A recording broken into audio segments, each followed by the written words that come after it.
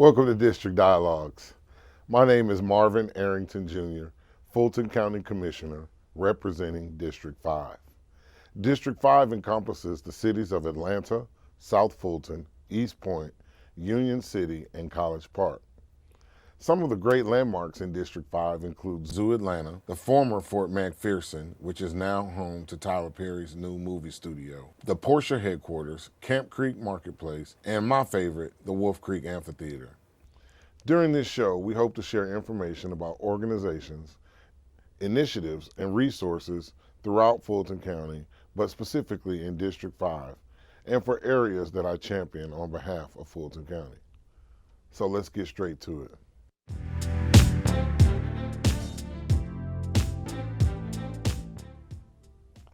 I am a proud member of the Justice and Public Safety Committee for the National Association of Counties, also known as NACO.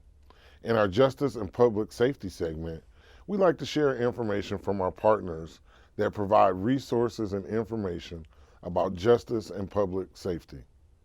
Please meet Byron Kennedy, First Deputy Chief of Atlanta Fire Rescue Department.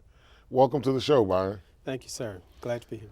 So, what is the latest news with the Atlanta Fire Department? Well, we've had a lot going on over the past several months, and basically what's happening, we had the big game recently in town, of course, Super Bowl 53. We had a lot going on during that period of time, and there were a number of resources that we end up deploying to make that a successful event. We're super proud of that particular event. There's another thing that we have recently been awarded, and it's what we call our accreditation. And that's coming from the Commission of Public Safety Excellence. And that fire accreditation, very similar to law enforcement, they have their own accreditation process. Fire departments have a national accreditation process as well. And we were reaccredited actually for our fourth time this time around. We also had our the ISO. The ISO is the Insurance Safety Office, and basically that we got best in class in the ISO. So we have an ISO of 1, which really helps out the business communities and their properties and so forth as far as their insurance rating. So those are a few of the things that we've had going on over the past several months or so. And now, of course, we're getting geared up for the NCAA Final Four.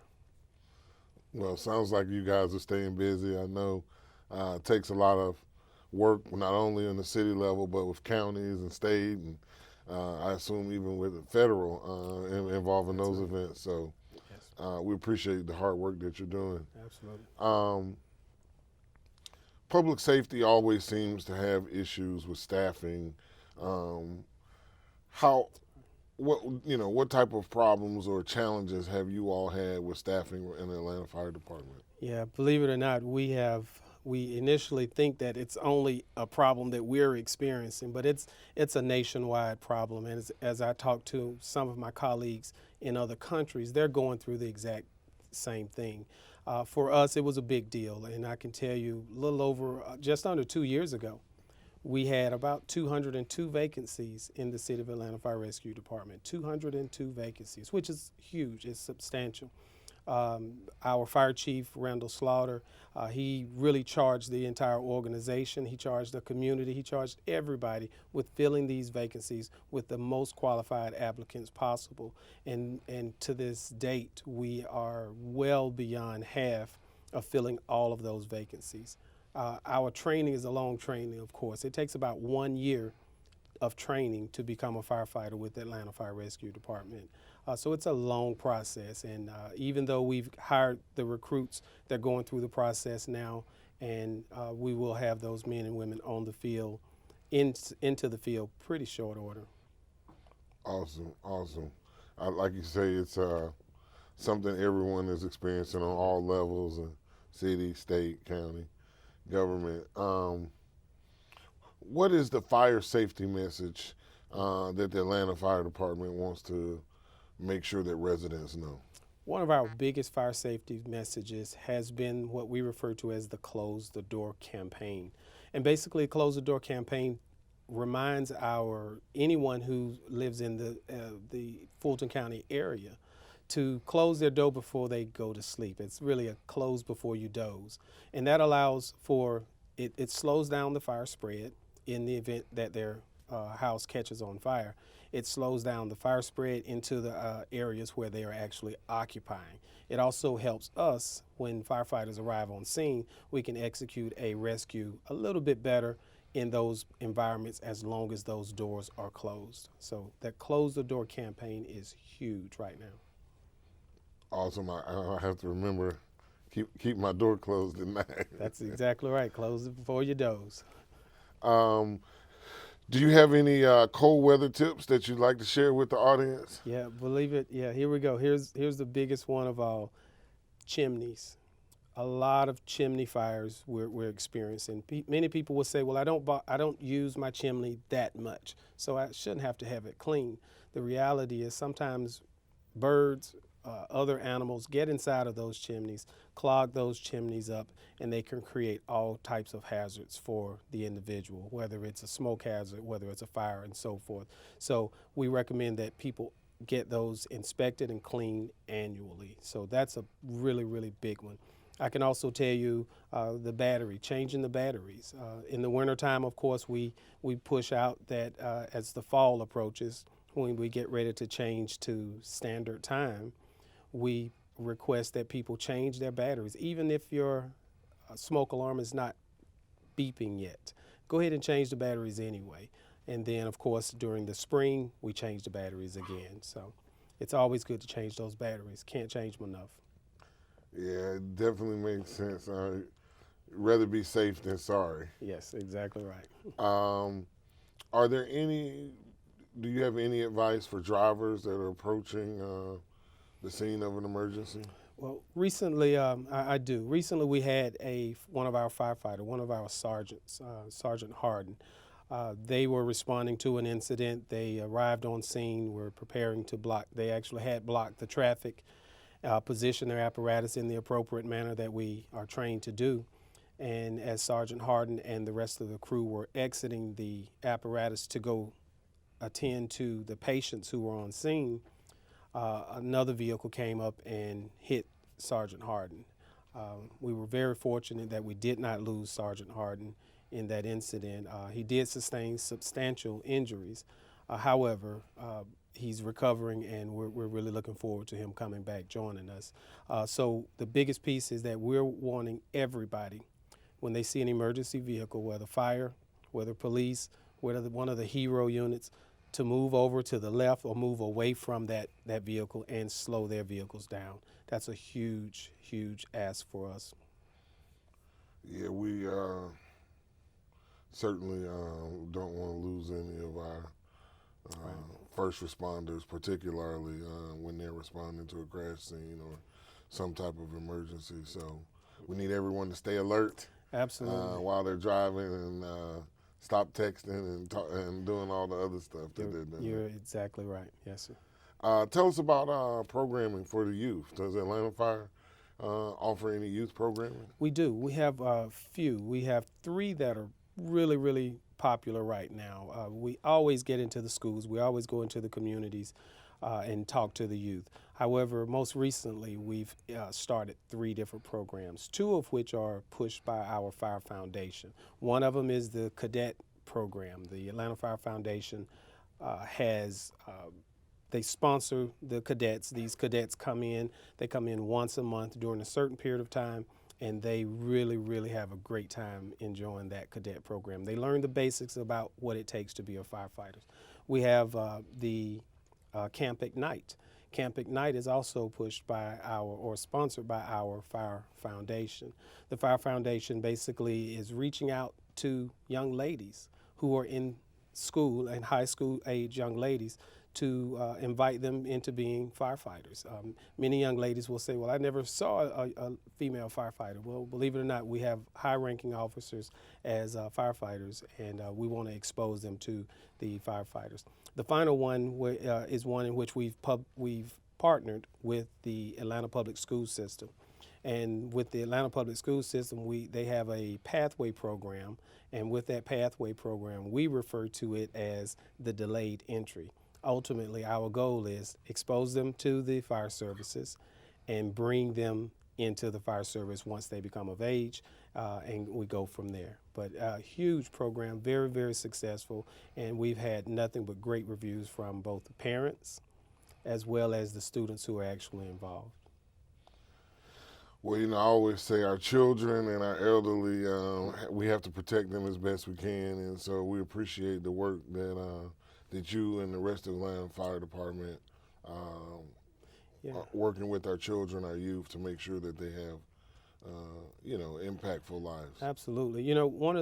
One of the other pieces that we saw during our I won't say research, but during our studies, we realized that a lot of the applicants who were trying to apply to become firefighters, somehow or another, they got into the wrong crowd at the wrong time, did the wrong thing, and now they're no longer qualified or able to be a firefighter. So we believe if we expose them to the opportunities, the future, now, it'll offer them a bridge into doing the right thing from this point forward.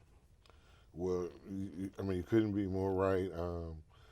Teaching them a trade, teaching them a skill. That's right. Is the single most important thing you can do. How can our viewers find out more about the Atlanta Fire Department and stay connected with you? AtlantaFireRescue.com, and we're also on all the social medias. I wish I could quote the social medias out. I need to get involved in that a little bit more, but AtlantaFireRescue.com, everything is on there, and those links to those social media pages are there as well. All right, AtlantaFireRescue.com. We'll get the IG from you next time you Yes, come sir. back. Yes, sir. All right. We'll be right back with our D5 Spotlight. Stay tuned.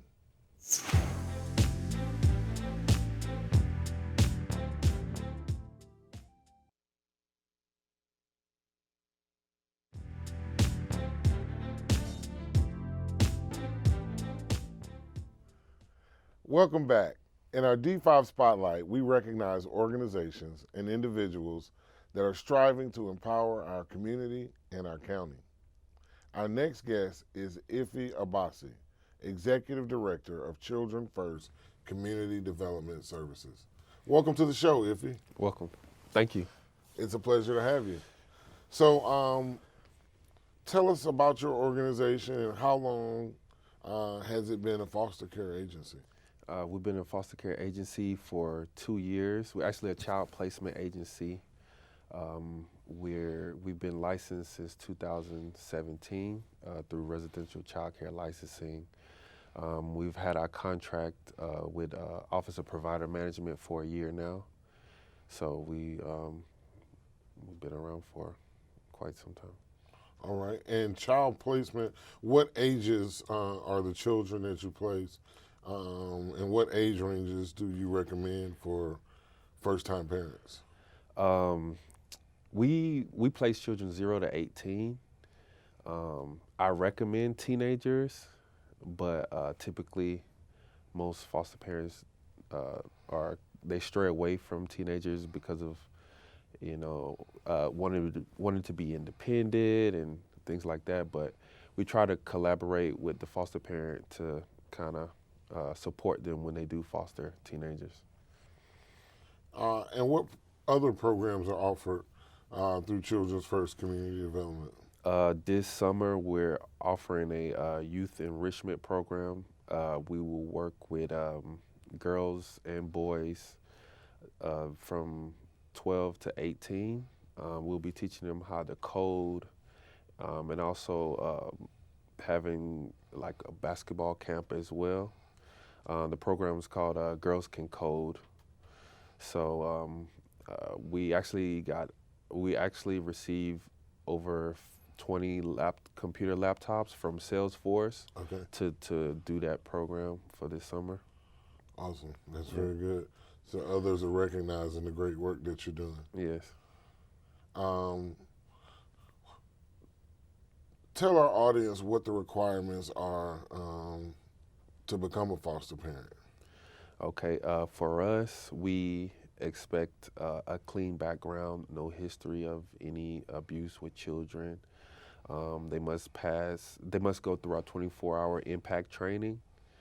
The training talks about different characteristics of children, their behavior, and things like that. We also do a home inspection where we inspect their living room, kitchen, bedroom, so on and so forth. So, And what are you looking for during those inspections? we were looking for anything that's hazardous, anything that could damage, maybe injure someone, cleanliness in the bedroom where the child will be sleeping. All right, and are there any resources or support services that your office or anyone else provides for foster parents? Yeah, we're partnered with three. We partnered with three agencies.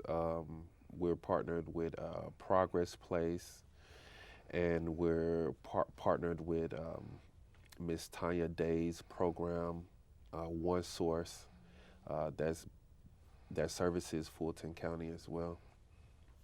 Okay. Well, that's awesome.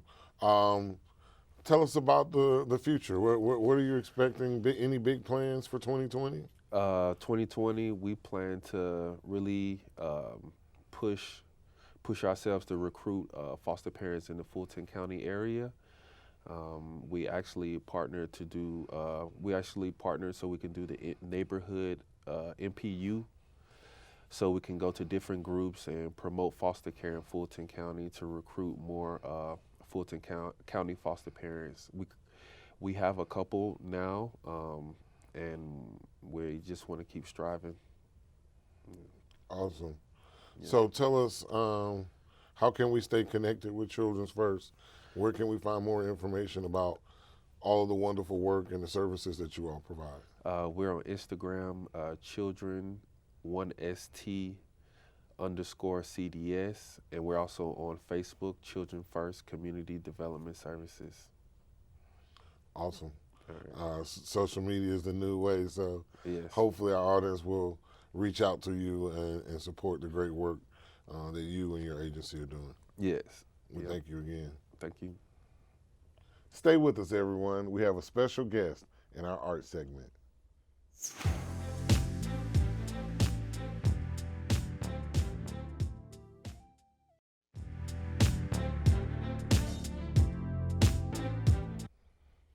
I'm the proud executive sponsor for arts and culture in Fulton County. I also serve on the Atlanta Fulton County Recreation Authority and the Arts Commission for the National Association of Counties, or NACO. In our art segment, we like to highlight arts and culture organizations and programs in Fulton County. Today, please meet Aisha Moody, Chief Program Director of the Atlanta Music Project. Welcome to the show, Aisha. Thank you. Thank you so much for having me here today. Well, it's a pleasure. So, if you will, tell us about the Atlanta Music Project and its history and mission. Well, glad you asked that because actually 10 years ago this month, Atlanta Music Project was born. So we are celebrating our 10-year anniversary. Very excited about that. Congratulations. Thank you so much. And basically 10 years ago, there was an idea to create a world-class orchestra choir program in Atlanta's underserved communities. It would involve professional musicians as the teachers or teaching artists. It would provide instruments for the children. It would be in the neighborhood. And all of that was tuition free. The idea behind AMP is to empower underserved youth to realize their possibilities through music. And we do that by providing them all the opportunities and all the resources they need in order to have a world-class education in music and eliminate any barriers. They don't have to buy an expensive instrument. They don't have to travel across town to get the instruction. We come right to them in their neighborhood. Wow, that's amazing. So, how does it work? You go to them in their neighborhood. I mean, how do they sign up? How do you find out about them? Well, when we started, thanks to the generous partnership through the City of Atlanta, inspired by Camille Love from the Office of Cultural Affairs, she got us started in City of Atlanta recreation centers. So we would go to recreation centers, we would be the vendor, and we would provide 2 hours of music instruction a day for the students that went to those centers. It was 5 days a week, 2 hours a day. And now, 10 years later, we started with just a handful of kids. Now we have 300 kids that we serve annually, and they come to various places. We're in 3 rec centers, a school, And as of May, we opened our own facility, the Atlanta Music Project Center for Performance and Education on Dill Avenue, Southwest Atlanta. So we have students at all of those sites. And basically, in order to be a part of the program, you go to our website, choose which site you want to be a part of, and you just sign up. Or you come to the AMP Center or call us or social media, what have you, and just let us know you're interested and go from there. Awesome. So tell us about some of the additional programs that Atlanta Music Project provides. Sure. We have an orchestra program for students that are interested in playing an instrument in the orchestra. We have a choir program for students that want to sing. We have an academy program, which gives private lessons to our most talented and dedicated students. And we have the AMP Summer Series, which is in the first 3 weeks of June for students from all over the region. So you think you can teach me to play the bass? What do you want? Of course. You look like a bass player. Just come on by. We got you covered. I always wanted to learn how to play the bass. Me too, actually. Maybe we should work on that. Tell us about the impact Yeah. that learning these skills and learning the instruments has on the students. Yeah, well, AMP is a social change program. Basically, we say social change is the goal, music is the method. So the impact is quick and it runs deep. They build more confidence, team building skills, communication skills. They become better listeners at home. They learn how to take a big project and break it down into smaller pieces, the same way you do when you have a piece of music that's hard. And those skills translate over into school, home, community, what have you. And in addition to that, it affects their parents and their families. The parents are proud, of course, to see their kids on stage. They bring other family members, and it kind of spreads. It's a trickle effect that goes throughout the community. Wow. So how can we support? What can we do to chip in and help all of the Sure. great work that you all are doing? Well, we are a nonprofit organization, so any financial support that the community can give is always welcome. We encourage people to go to our website and find out when our next performance will be, and they can come to any show. Bring a friend, bring a neighbor, bring your children. It's a great family event. We also have volunteer opportunities for people who may be musicians and may not have any musical interest or talent, but there are still opportunities for them as well on our website. So they can find all of that at www.atlantamusicproject.org. All right. Thank you for coming here today. Thank you for working with our children. Music is a universal language, and so it really creates an opportunity for the children to explore themselves. When we come back, our Did You Know segment.